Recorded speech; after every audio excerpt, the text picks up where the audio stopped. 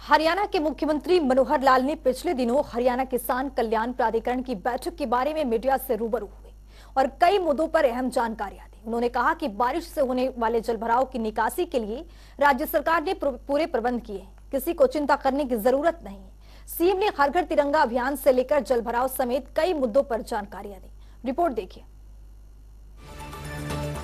हरियाणा के मुख्यमंत्री मनोहर लाल ने गुरुवार को चंडीगढ़ में हरियाणा किसान कल्याण प्राधिकरण की बैठक की। बैठक के बाद से मनोहर लाल मीडिया से रूबरू हुए और उन्होंने कई अहम मुद्दों पर जानकारियां दी।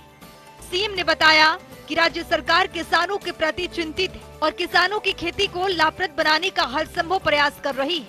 हरियाणा किसान कल्याण प्राधिकरण के तहत जो कमेटियां बनाई जाएंगी, वे अध्ययन करेंगी कि खेती के साथ साथ किसान और कौन कौन सी सह गतिविधियाँ कर सकते हैं ताकि उनकी आमदनी में इजाफा हो सके।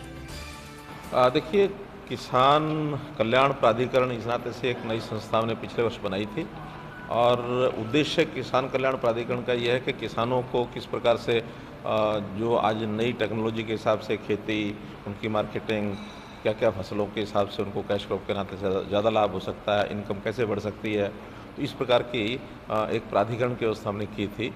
और उसमें जितने एक्सपर्ट्स हैं, जितने हमारे एग्रीकल्चर यूनिवर्सिटी के लोग हैं, हॉर्टिकल्चर यूनिवर्सिटी के लोग हैं, नॉन ऑफिशियल जो प्रगतिशील किसान हैं और डिपार्टमेंट के कई 4-5 डिपार्टमेंट के हमारे अधिकारी उसमें सब शामिल हैं।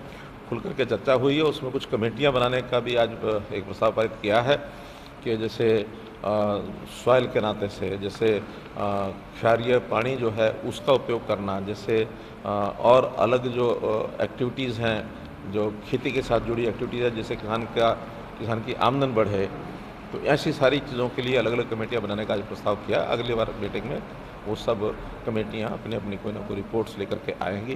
तो इस प्रकार का किसानों के हित में प्राधिकरण का एक उसमें उन्होंने कहा ना 5-6 कमेटियों का एक विचार आया है।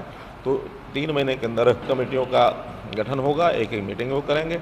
3 महीने के बाद फिर से प्राधिकरण की मीटिंग होगी, उसमें रिपोर्ट अपनी देंगे। वहीं मुख्यमंत्री मनोहर लाल ने राज्य में बारिश के कारण कुछ स्थानों पर जलभराव होने के सवाल पर कहा कि वर्षा के कारण होने वाले अतिरिक्त जलभराव की निकासी के प्रदेश सरकार द्वारा पूरे प्रबंध किए गए हैं। किसी भी किसान की वर्तमान में बोई गई फसल को नुकसान नहीं होने दिया जाएगा और अगली फसल के समय पर बिजाई करने में भी परेशानी नहीं आने दी जाएगी। रटी रटाई बातें करना अच्छा लगता है, उनको कुछ नई खोज इसमें करनी नहीं पड़ती है। वर्षा के दिनों में पानी भी भरेगा, वर्षा के दिनों में पानी निकाला भी जाता है, वर्षा के दिनों में इस प्रकार की सारी बातें हर समय होती हैं। प्राकृतिक चीज़ों को हम रोक नहीं सकते हैं। हमारे यहाँ तो व्यवस्थाएं फिर भी अंडर कंट्रोल हैं। अब देखिए, मध्य प्रदेश है, महाराष्ट्र है, बिहार है, कितने प्रदेश हैं, इसके अंदर बाढ़ के अंदर बहुत कुछ नुकसान हो रहा है। लेकिन ये वर्षा के दिनों में ये हर वर्ष होता है और हर वर्ष हम उसकी मुस्तैदी से उसकी व्यवस्था करते हैं। और अगस्त के महीने में जब बरसात थोड़ा रुकती है, उसके बाद सारा पानी नेचुरल फ्लो के नाते ड्रेन आउट अपने आप होता है। बाकी जहाँ पानी रुक जाता है उसको फिर पंपिंग सेट के द्वारा पंप आउट करते हैं। तो वो सारी तैयारियाँ हमारी हैं। किसी को भी इस प्रकार की तकलीफ नहीं आएगी कि पानी में खड़ा रहेगा। और जहाँ तक किसानों की बाकी सुविधाएं हैं, सब सुविधाएं हम दे रहे हैं। चाहे उसके बिजाई के लिए खाद की व्यवस्था होती है, बीज की व्यवस्था होती है, इम्प्लीमेंट्स जो हम नई नई योजना रोज़ाना दे रहे हैं कि उसके अंदर हम उनसे रजिस्ट्रेशन कराते हैं कि कौन कौन से किसानों को एप्लायंसेस चाहिए, उसके अंदर सब्सिडी भी दे रहे हैं। इसलिए किसान को कहीं कोई परेशानी नहीं है। केवल परेशानी है तो विपक्ष के नेताओं को है, इसलिए कुछ ना कुछ बोलना है। वहीं मुख्यमंत्री ने हर घर तिरंगा अभियान को लेकर जानकारी देते हुए बताया कि आजादी के अमृत महोत्सव में देश भर में हर घर तिरंगा अभियान चलाया जा रहा है और देशभक्ति के भाव के साथ समाज को प्रेरित किया जा रहा है। सीएम ने लोगों से आह्वान करते हुए कहा कि हर घर में तिरंगा लगना चाहिए। सीएम ने ये भी कहा कि सरकारी व्यवस्था के साथ साथ सामाजिक संस्थाएं भी सहयोग कर रही है। वहीं सीएम ने हर घर तिरंगा अभियान को देशभक्ति की भावना का प्रतीक बताते हुए कहा, आगामी 13 अगस्त से 15 अगस्त स्वयं राज्य सरकार प्रदेश के एनजीओ और अन्य संस्थानों को हर घर तिरंगा फहराने के लिए प्रेरित कर रही है। अमृत महोत्सव इस बार जो हम 75 साल की आज़ादी मिलने के बाद जो सारे देश भर में वातावरण बनाया जा रहा है, उसमें यही है कि देश के सामान्य नागरिक में, युवाओं में कैसे देशभक्ति का भाव ये जागृत हो, देश के साथ अपने आप को वो जोड़ें। और जब देशभक्ति के भाव के नाते से समाज जब काम करने लगता है तो देश की प्रगति अपने आप बहुत चीज़ों में होती है, सोच बदलने का विषय होता है। तो इस प्रकार इस अवसर का हम आह्वान करते हैं कि घर घर तिरंगा या हर घर में तिरंगा लगना चाहिए। इसमें सरकारी व्यवस्थाएं भी काम आएंगी, इसमें एनजीओज भी काम करेंगे, इसमें अन्य संस्थाएं भी काम करेंगी। हमने तो ऑल पार्टी मीटिंग भी की और पार्टी के सब पार्टियों के नेताओं ने भी इस बात को सराहा है कि तिरंगा लगाने में किसी को आपत्ति भी नहीं है और वो भी योगदान करेंगे।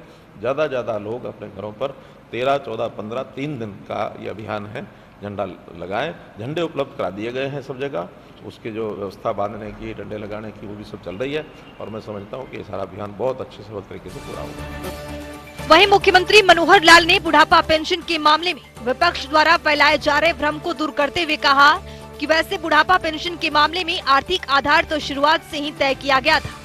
वर्तमान सरकार ने कोई नया रूल नहीं बनाया है। 2 लाख रुपए से कम आय वाले किसी भी दंपति की पेंशन को बंद नहीं किया जाएगा, बल्कि हमारी सरकार ने 60 वर्ष आयु होने पर बुजुर्ग की स्वतः ही पेंशन बनानी शुरू कर दी है, जिसका वरिष्ठ नागरिकों ने स्वागत किया है।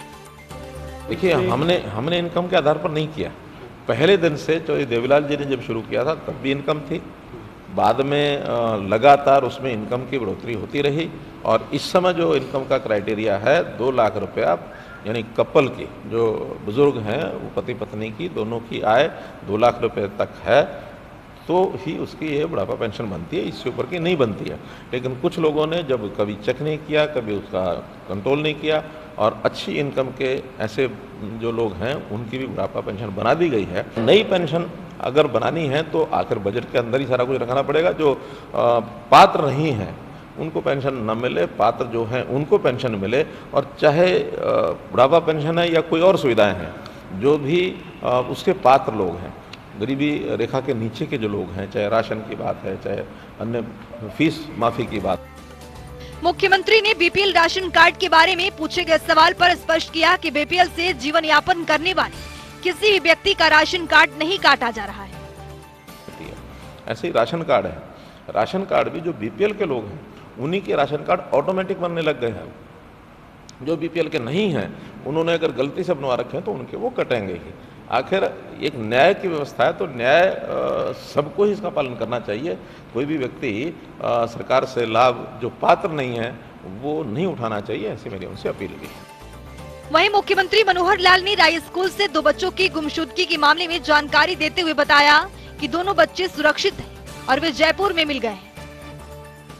जनता टीवी के लिए चंडीगढ़ से पवन सिवर की रिपोर्ट।